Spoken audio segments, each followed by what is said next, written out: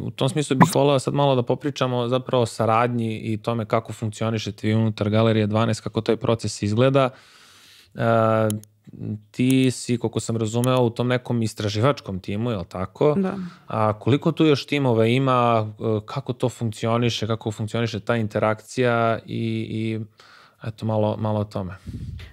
U suštini zavisi se dosta od projekta, ali imamo dosta šarenu ekipu, pošto moja firma radi ne samo koncepte, nego radi vrlo često i produkciju. Za puno ovih eksponata mi smo radili to od ideje šta je narativna pozadina ovog života u svemiru, do toga kako to može da izgleda vizualno, kako se dizajnira ta stanica i na kraju su naši ljudi praktično i radili tu maketu, radili su sve moguće stanice koje su neki interaktivni stolovi i tako dalje. Pošto imamo ne samo istraživače i dizajnere i ljudi koji se bave arhitekturom i filmom i animacijama i tako dalje, imamo cijelu jednu veliku proizvodnu halu koja ima nekoliko 1000 kvadrata i koja uključuje mašince i robotičare i programere i vajare koji rade obradu tih eksponata. Da, baš imamo vrlo, vrlo šarenu ekipu, tako da svi zajedno u stvari smo deo tog ogromnog procesa koji sad svaki projekat naravno izgleda drugačije u raznim svojim fazama i kao recimo uglavnom na početnom delu tog procesa nemam toliko,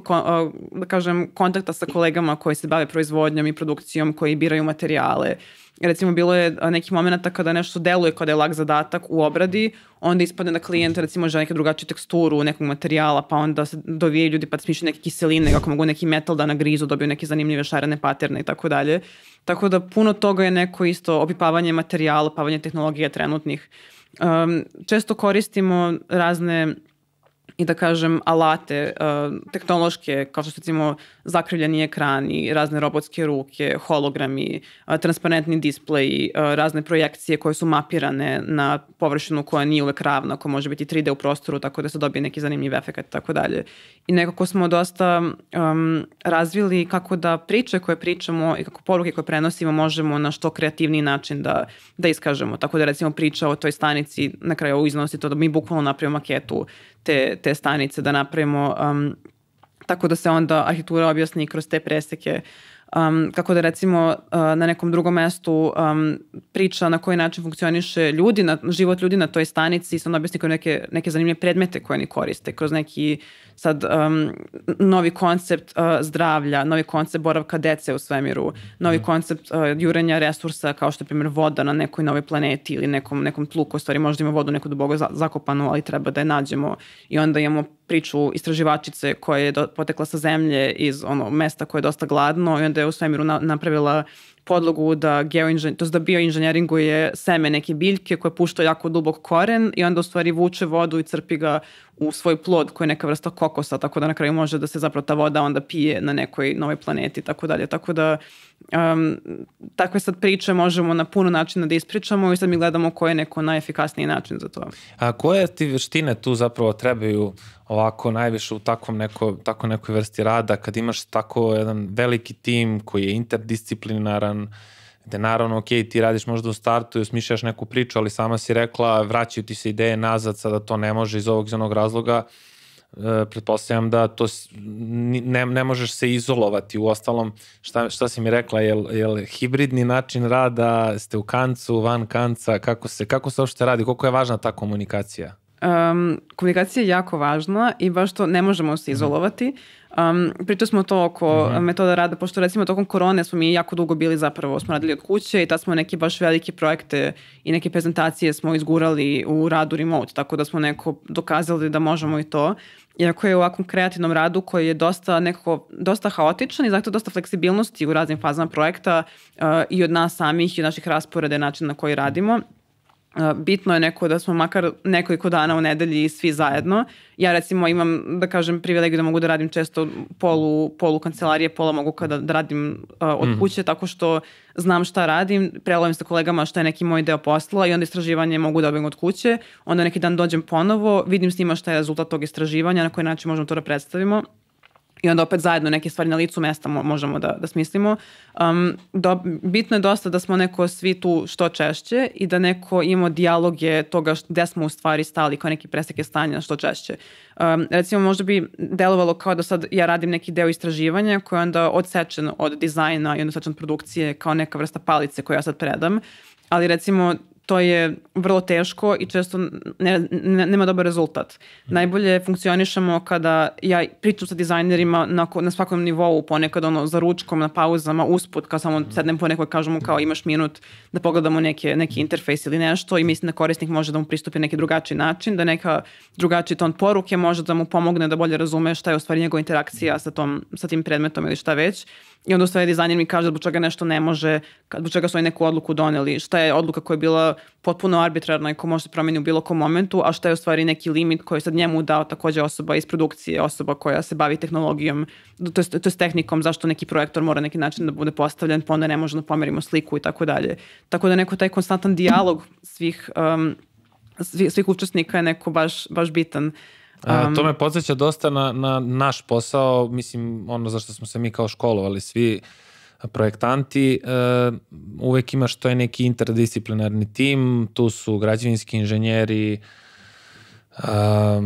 inženjeri razni, sad da ne nabrajam, da ne ulazim, izvođači, ljudi koji su majstori na gradilištu, imaš i klijenta na kraju kraja, mislim, sve ovo što sad ti meni pričaš, zapravo ja shvatam koliko je to slično ovom poslu i siguran sam da ti je u tom smislu značilo. Jesi imala iskustva pre galerije da si radila u nekom projektnom birovu? To te nisam pitao.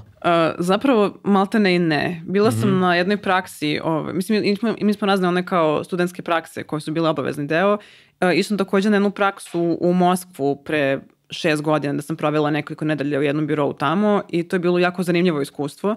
Uglavnom sam ja pomagala njima nekim konkursima koje je taj biro razradio, ali ja sam praktično odmah posle fakulteta došla u galeriju, tako da praktično i nemam tu vrstu iskustva koja je vratno bi možda bila vrlo bitna da sam radila neko vreme u struci.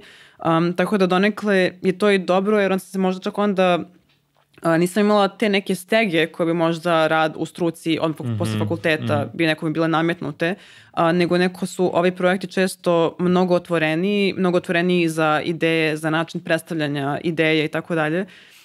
Tako da mislim da me to donekle oslobodilo da nekako razmišljam otvorenije, da to jedno istraživanje takođe mogu da postavim vrlo široko, a da opet mi samo fakultet i način rada u arhitekturi predstavlja neku vrlo bitnu podlogu na koju u stvari onda baziram sve što radim dalje, jer se naravno opet zasniva na ljudima, zasniva se na prostorima u koje mi te ljude šaljemo i koje pravimo za njih, tako da... Da, i postavljanju taj, što ti kažeš, user experience, što se sad tako u dizajnu moderno, savremeno je i popularno reći, a zapravo to u arhitekturi postoji od uvek, ti moraš da se pozicioniraš odmah u startu u poziciju korisnika prostora i to iz više tačaka da sagledaš tu celu stvar.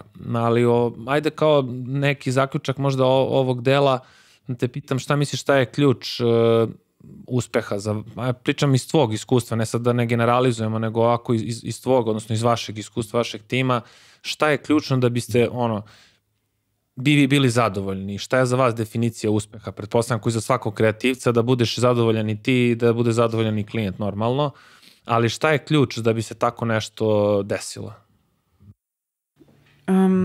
Mislim da je nekako baš bitno da budemo otvoreni prema raznim idejama, prema raznim opcijama i da nekako mislim da je ta slojevitost u stvari ključ uspeha, da znamo, da prepoznamo koje sve slojeve možemo u nekom projektu da obradimo i kako prosto neki projekat ili neka ideja bi bila posmatrana i što više uglova i samim tim neko bolje obrađena i bolje preneta daljem korisniku.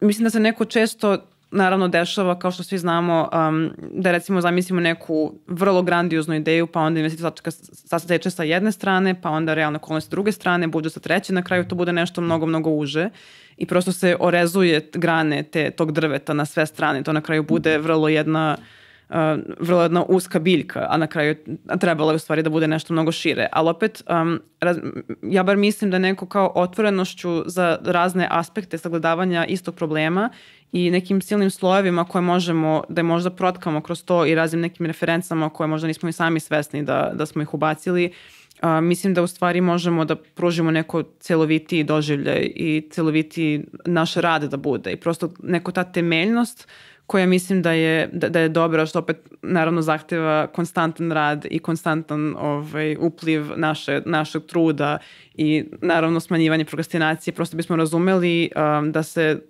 ta slojevitost često mora polako i temeljno graditi. To ne može na kraju bude samo kao ok, imam jednu genijalnu ideju koja me spašava veče pre i to onda uradim i to onda bude nešto što je kao fantastično i onda kao svima zastane dah. Nego da razumemo prosto da se to gradi postepeno i da nekako time onda poštujemo i sami sebe i projekat paralelno. Pa i delimično smo rekli to i u prvom delu, evo ti si sada rekla, taj moment koliko je važno da možeš da izbiješ taj ego iz sebe, kreativni ego koji je važan, koji je neophodan, ne možemo bez tog kreativnog ega koji tebe tera da ti ipak nešto kažeš svoje i da ti budeš taj stvaralac, ali sa druge strane to je u isto vreme što te koči u toj komunikaciji. To je isto nešto što sam ja pokušavao nekako studentima s kojima sam ja radio da objasnim, nema tog momenta, pogotovo te to i koči dodatno, zato što ako ti imaš konstantnu potrebu da budeš u pravu, da ta ideja koju si ti izbacio bude fenomenalna i da ti svi aplaudiraju i to kako ti sebe zamišljaš i na tom ispitu i tako dalje, to je zapravo velika kočnica u svakodnevnom radu i onome što te čeka u praksi. Jer u praksi ti si suočen da praviš kompromise, ali ne treba praviš trule kompromise, nego treba da pokušaš zapravo da slušaš ljude, da slušaš sve te aktere koji utiču na taj tvoj projekat i na te realne okolnosti u tom projektu i da ne odustaneš od svoje ideje. To ovo što smo pričali sa Dušanom na početku, što su nas neki mentori, ne znam, ja sam spominjao razne neke mentore ovde, između ostalog Igora Rajkovića, pa evo na kraju krajeva i Čika Miku, pokojnog. Za kreativca je važno da ima tu vrstu integriteta. Evo sad kad smo kod referenciji, recimo jedna fenomenalna knjiga i film, ovo je Veličanstveni izvor od Ayn Rand, pa smo čak i Igor je čitao neki deo, evo tamo okačeno na zidu, imamo taj plakat. Mislim, Howard Roark je lik koji je potpuno nerealan lik. Da. Potpuno nerealan lik. Ali poruka koju on nosi je jako važna za svakog kreativca, a to je istraj. Ja mislim da je tu bitnije istrajavanje. Naravno, on je beskompromisni stvaralac, on ide glavom kroz zid, ima malo idealizacije, ali to je to. Moraš jednostavno da se držiš svoje ideje, jer ta poruka koju ti želiš da kažeš i to što ti želiš da izneseš je važno ne samo za tebe, nego je važno za ceo svet. To je ono što stvaralac treba da nosi u sebi. Mislim, to je negde i neka dužnost, čini mi se. Tvoja fantazija koja se pretače u nešto vrlo kreativno i stvarno.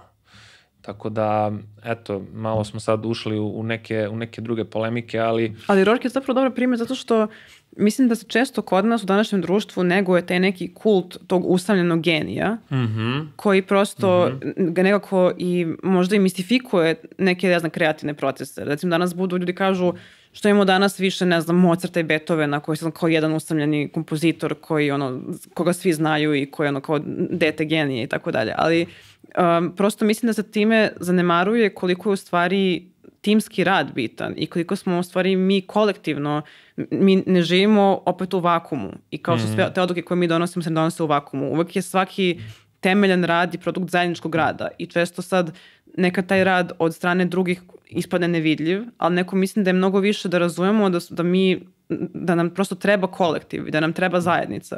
I recimo možda je neki narativni deo i neka narativna odluka u ovom muzeju su produkt tima u kojem ja pripadam, koji je kao sad neki istraživački narativni tim, ali naravno celokupna na kraju utisak koji posetilac izvuče iz tog sprata je podjednako zasluga osobe koja recimo sekla taj metal za sto, osoba koja je ugradila interaktivni display, osoba koja je isprogramirala na koji način se on probudi kad posetilac kao ga pipne i tako dalje, i toga šta je sadržaj te instalacije koja recimo priča o nekim svemirskim misijama i tako dalje. Prosto moramo da razumemo da neko smo deo jednog šireg sistema, kao što su male gljive uvek deo velike micelijumske mreže pod zemljom, koje u stvari mi ljudi ne vidimo, ali one konstantno komuniciraju, konstantno pozoravaju jedno drugo na opasnosti, konstantno su povezane i mislim da mi često zaboravljamo koliko smo mi međusobno svi povezani, a pogotovo u kreativnim poslovima često ume da dođe do javljanja tog nekog jednog ega koji onda nudi nam taj drive da onda na kraju tu neku ideju ne možemo da ustanemo od nje i kao moramo da izguramo i tako dalje, ali prosto neko mislim da treba neko to isterivati iz nas, da neko razumeti da smo deo prosto mreže ljudi i u kreativnim poslovima i šire u životu i da je to u stvari jako bitno. Slažem se, zato što opet kažem, ideja je važna. Ideja je važna, ako ti tu svoju ideju ne otvoriš, da je neko pogleda, da je neko iskritikuje, da je iskomentariše. Mi smo imali neki kolege na faksu, sećam se, koji nisu dozvoljavali u studiju da mi slušamo šta oni pričaju iz prostora, što je meni bilo i tada veliki apsurd i nonsens. Ne kažem, to su bili neki izolovani slučajevi, ali bilo je dosta i neke zatvorenosti. S jedne strane imali smo to da si ti mogao uvek da vidiš, ali s druge strane jeste ta sujeta o kojoj smo pričali, taj ego uvek je nekako bio izražen i vidljiv, i to malo neko čuvanje rada, čuvanje makete, čuvanje, pogotovo u tim ranim fazama. Zapravo mislim da je zdravije otvoriti ideju što pre. Nemati tu tendenciju, čekaj da ja tebi pokažem, da vidimo šta je, posle sam to vidio i sa nekim mlađim kolegama u birojima. Nemoj sad da mi gledaš ovo, hoću da ja to, da ti pokažem u stvari šta je. A ja opet nekako mogu da iščitam već u startu neku nameru i bez obzira što je to apstrahovano, što to nije kompletno, ti već vidiš šta je neka ideja koja tu ide. Tako da slažem se s tobom, definitivno. I na kraju kraja može neki taj kolega da nam prosto kaže, a zašto ne bi uradio ovako, i da nam prosto da neki komentar koji nam onda nam pomogne i koji promeni prosto trajektoriju našeg kreativnog procesa, što je stvari najbitnije. Tako je, zato ti oni treba, mislim, čak se nekad i dešava da mi treba kao neka vrsta ogledala. Da ja nekad čak i ispričam nešto, zapnem u jednom delu, ispričam i momentalno, pre nego što oni progovore, ja shvatam već gde sam se zaglavio. Ali mi je bilo potrebno da on bude tu, da ja to nekom ispričam, kao malo neko na psihoterapiji. Da. Tako da mnogo je zdravo u kreativnom radu i ja se slažem, ta ideja tog nekog velikog arhitekte ili nekog velikog umetnika, ne znam, Picassa, znači tih velikih kreativaca, to je društvu potrebno, jer to su neki ideali koji nas guraju napred i tako treba razumeti ideale. Ali to nije suštinski ono ka čemu treba stremimo. Oni su ideali u smislu ideja koje oni reprezentuju. Ali ono što čini taj kreativni proces jeste neka vrsta saradnje, interakcije, razmene. Prosto ta energija mora nekako da ide da bi, barem je to tako kod nas, ne kažem, ima genijalnih stvaralaca koji su apsolutno u potpunoj izolaciji radili i ovo ne postoji right or wrong. Postoji samo ono što je, evo, konkretno u našem timu uvek bilo važno, a to je upravo, pogotovo na konkursima, da se proba što više i da se nacrta i da se uporedi, i dešavalo nam se da kad izađemo na konkurs da apsolutno umemo da iščitamo i tuđe radove jer smo prolazili kroz te ideje. Možda to do kraja nije ispalo tako, ali koncepcija osnovna je tu i ti je vidiš. Tako da definitivno se slažem, kolektiv ispred pojedinca, naravno ne po svaku cenu.